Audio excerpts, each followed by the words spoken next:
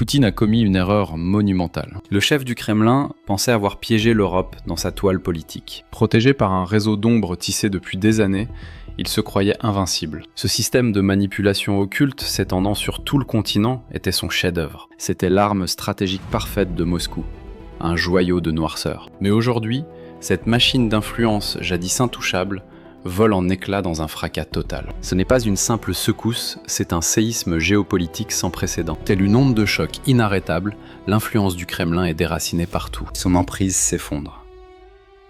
Tout a commencé par une simple étincelle de rébellion. Cette flamme a jailli dans les rues historiques de Prague. Moscou a ignoré l'alerte, mais l'incendie a dévasté Budapest en un éclair. La rage s'est muée en torrent, submergeant les places glacées de Bratislava. Cette vague d'éveil inarrêtable a frappé jusqu'aux rivages gelés des pays baltes. Même à Narva, à la frontière russe, une voix puissante s'élève désormais. Un cri de révolte unique résonne aujourd'hui dans le vent glacial. Des centaines de milliers d'âmes s'unissent pour briser cette ombre millénaire.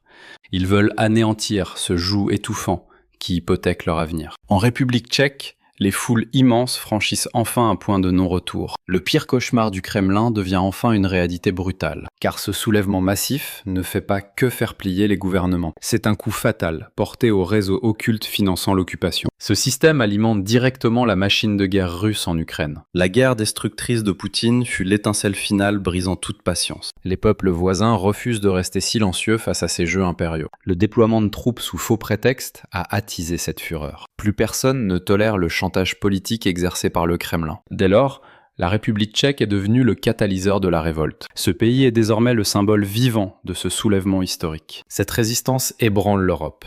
Prague est devenue l'arène d'un test ultime. C'est le théâtre du test démocratique le plus crucial de l'histoire. Cette manifestation colossale visait les 400 000 participants. Elle restera le coup le plus dévastateur porté à l'influence russe. Oui, des centaines de milliers de citoyens occupent le parc de l'Etna. Là où le communisme est tombé en 1989, le peuple se lève. Les citoyens tchèques hurlent à nouveau leur soif de liberté. Les sources confirment la présence d'au moins 200 000 âmes, entre 200 000 et 250 000 citoyens déterminés. Les 400 000 annoncés prouvent le potentiel explosif de ce peuple. C'est la preuve d'un désir de soulèvement massif chez les Tchèques. L'ampleur de cette marée humaine prête à combattre était absolument indiscutable. Cette foule magnifique incarne la plus grande révolte populaire anti-gouvernement. C'est le plus grand défi lancé à la Russie depuis 2019. Ces protestations prouvent que l'ordre du monde a basculé. Pour Poutine, les règles du jeu en Europe ont radicalement changé. L'ombre du Kremlin s'efface devant cet éveil historique et massif. Le peuple tchèque s'apprête à marquer l'histoire par cet acte de défi. Ils ne se contentent plus de contester leur gouvernement, ils entrent en rébellion. Un cri de rage contre l'ombre de Moscou et son régime tyrannique. Un slogan puissant parcourt le parc l'Etna, telle une onde de choc sismique. « Nous ne laisserons personne voler notre avenir », hurle-t-il à l'unisson. Le régime Babi, corrompu par les oligarques, a trahi les idéaux démocratiques. C'était la goutte d'eau fatidique qui allait enfin faire déborder le vase. Cette loi infâme sur les agents étrangers a été l'étincelle du chaos.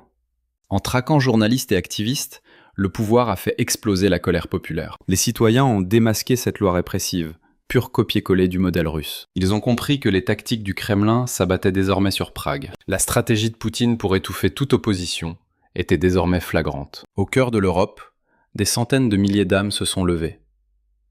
Ils ont envahi les rues, transformant cette crise en un moment historique. Ce soulèvement en République tchèque dépasse de loin une simple crise politique. Ce bastion d'Europe centrale est devenu le plus fidèle défenseur de l'Ukraine. Militairement, leur détermination est sans égale sur tout le continent européen. 800 millions de dollars d'aide ont déjà été versés depuis le conflit. Leur soutien militaire massif a propulsé l'initiative tchèque sur les munitions. Ils ont bâti le plus grand réseau de ravitaillement en obus d'Europe. Un apport crucial pour maintenir l'artillerie ukrainienne en état de choc. 1 800 000 obus livrés au front pour l'année 2025. La République tchèque a déjà sécurisé les fonds pour des milliers d'obus. Des financements garantis pour 2026, voilà l'enjeu du soulèvement. C'est le pire cauchemar de Poutine qui prend vie dans les rues de Prague. Moscou espérait semer le chaos pour stopper net le flux des munitions. Leur but était de saboter les convois militaires destinés au front ukrainien. Ils voulaient arracher le pays à l'Occident via le gouvernement de Babis. Le plan était simple. Paralyser l'opposition grâce à cette loi scélérate. Mais la marée humaine du parc l'Etna a brisé les espoirs sombres de Poutine. Leur rêve de guerre hybride s'effondre. le peuple tchèque a ouvert les yeux. Ils savent que la résistance ukrainienne est le rempart de leur propre liberté. Ils hurlent au monde qu'ils ne resteront jamais les bras croisés. Hors de question de laisser leur nation sombrer dans l'ombre pro-russe. Ils refusent le destin de la Hongrie. Ce n'est plus une protestation, c'est un ultimatum. Ce rassemblement massif est un avertissement final lancé au gouvernement Babis. Si le pouvoir cède face à la Russie, les conséquences seront dévastatrices. Ces 400 000 personnes sont prêtes à renverser le régime établi. Poutine voulait trancher le lien vital de Kiev en minant le pays, mais il a trouvé face à lui un peuple plus enragé que jamais. La haine envers Poutine et ses collaborateurs a atteint un point de non-retour. Le rejet du Kremlin dans tout le pays est désormais total et irréversible. Cette foule immense scelle l'échec des manipulations politiques de Moscou. Leur projet s'écroule, mais l'onde de choc de la révolte continue de grandir. Ce vent de liberté qui blesse Poutine ne se limite plus à Prague. Cette résistance historique à Prague a franchi toutes les frontières, devenant une force colossale. Elle est désormais une source d'inspiration massive pour toute la région environnante. Ce flambeau démocratique redonne espoir à ceux qui subissent l'ombre des régimes oppressifs. Tournons maintenant nos regards vers le front, où cette vague frappe avec violence. Le point de rupture le plus critique en Europe se trouve en Hongrie. À Budapest, les tensions politiques bouillonnent plus intensément que jamais auparavant. La situation devient imprévisible et périlleuse pour les dirigeants actuels du pays. Avant les législatives cruciales d'avril, le bastion d'Orban commence enfin à vaciller. Le pouvoir jadis absolu de Viktor Orban est aujourd'hui ébranlé jusque dans ses fondations. Sa politique pro-russe obstinée est désormais violemment rejetée par une partie du peuple. Les Hongrois ressentent une honte profonde face à la trajectoire actuelle de leur nation. Ils refusent d'être un simple satellite russe au cœur même de l'Union européenne. Ce malaise social a explosé en une colère sans précédent le 15 mars dernier. Des dizaines de milliers de citoyens ont défilé pour laver l'honneur de leur patrie. Leur but est clair: arracher l'honneur du pays des griffes de fer de Moscou. Peter Magyar, l'étoile montante de l'opposition, a lancé un réquisitoire d'une rare violence. Ce jour-là, il est devenu la voix de millions de cœurs brimés. Magyar a brisé les tabous en traitant ouvertement Viktor Orban de traître à la nation. Il s'est dressé contre celui qui dirige le pays depuis 16 longues années déjà. Magyar accuse Orban d'avoir invité des espions russes pour truquer les prochaines élections d'avril. Orban a vendu la liberté hongroise pour 30 pièces d'argent.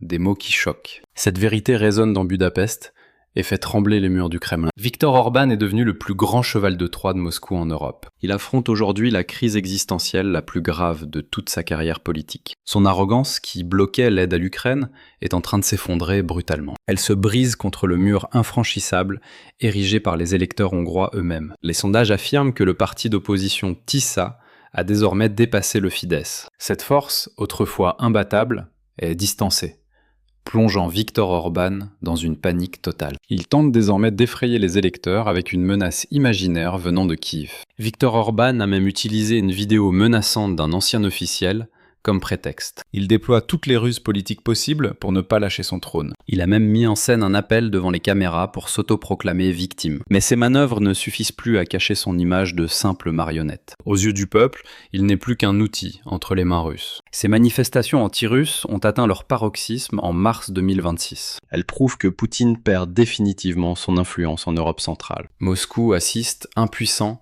au naufrage de son allié le plus fidèle dans la région. Cet allié lutte désespérément contre son propre peuple sur son propre territoire. La chute potentielle d'Orban aux élections fait souffler un vent glacial sur le Kremlin. Si Budapest tombe, le bouclier de veto russe au sein de l'Union pourrait disparaître. Ce rempart s'évanouira à jamais si le gouvernement actuel est renversé par les urnes. Cela marquerait la perte d'un levier crucial dans la stratégie globale de Vladimir Poutine. Parallèlement, cet affaiblissement du pouvoir de Poutine joue directement en faveur de Kiev. Si les liens entre Budapest et Moscou rompent, les derniers verrous sauteront enfin. L'ultime barrière, bloquant des milliards d'aides pour l'Ukraine, sera alors totalement brisée. L'ombre de Poutine s'efface, son empire européen s'écroule brutalement. Les révoltes populaires consument ces derniers vestiges de pouvoir. L'effet domino est lancé, percutant de plein fouet la Slovaquie. Avec l'ascension de Fico, la Slovaquie sombrait vers l'axe russe. Fico, clone d'Orban, tourne désormais le dos à l'Ukraine. Il tissait secrètement des liens d'ombre avec Moscou. Mais le peuple démasque ce jeu mortel de roulette russe. Ils ont senti le péril pour leur avenir très tôt. Bratislava est devenue l'épicentre d'une résistance démocratique totale. Ce combat fait rage depuis l'an 2024. Les citoyens rejettent farouchement l'autorité de Poutine sur leur destin. Ils refusent de lui livrer l'avenir de leurs enfants. En janvier, des milliers de voix ont fait trembler les places. Malgré le gel, ils dénoncent la trahison de Fico. En mars, 41 villes se sont soulevées simultanément. Un rempart contre ce modèle russe qui étouffe le peuple. Pour Poutine,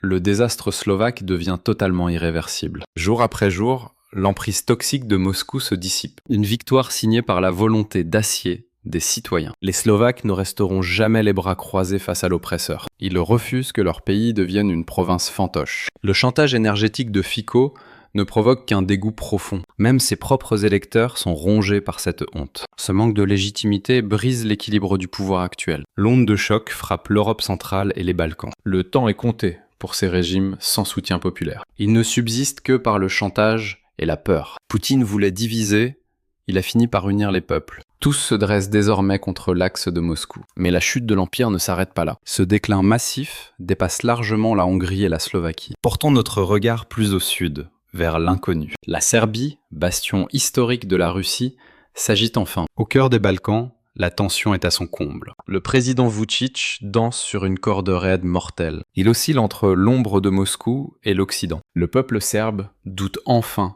des sombres desseins russes. Ils voient leur futur européen menacé par ce chaos. L'espionnage américain confirme que Moscou se nourrit du chaos balkanique. Il préfère le désordre à la stabilité de la paix. Les manœuvres de Dodik en Bosnie n'inspirent plus que du dégoût. Le Monténégro et la Macédoine du Nord choisissent enfin l'Europe. Ils dressent leur bouclier contre les menaces hybrides russes. L'aura légendaire de Moscou s'est définitivement éteinte dans les Balkans. Il ne reste que les ruines d'une diplomatie russe impuissante. Isolés de tous, il ne survit désormais que par de viles manipulations. Tandis que nous remontons des Balkans vers les froides terres baltes, la folie désespérée de Poutine devient une menace de plus en plus réelle. Ce projet de loi infâme à la Douma a fait retentir l'alarme. C'est un prélude de guerre qui glace le sang des États baltes. Sous prétexte de protéger les minorités, ce texte annonce une invasion imminente. Le point de rupture le plus exposé de cette menace hybride est sans aucun doute Narva, la sentinelle à la frontière estonienne. Dans cette cité où 97% des gens parlent russe,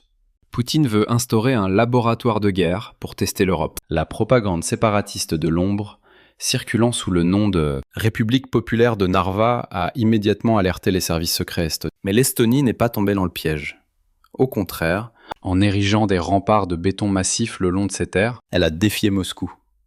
Poutine voulait semer la panique, mais il fait face au bouclier le plus implacable de l'OTAN. En parallèle, la Lettonie et la Lituanie sont aussi en alerte maximale. Elles traquent chaque geste suspect des réseaux d'espionnage russes. Les expulsions fermes décrétées par la Lettonie sont la preuve ultime que la région ne cédera plus jamais au chantage du Kremlin. La Pologne s'impose comme le bastion inébranlable de cette résistance. Elle mène ce front massif contre l'oppression russe sur tout le continent. Le 25 février 2026, jour de destin, pour les 4 ans de l'invasion, Varsovie a grondé de rage. Des milliers de voix ont pulvérisé le réseau de mensonges de Moscou. Un cri uni s'est élevé.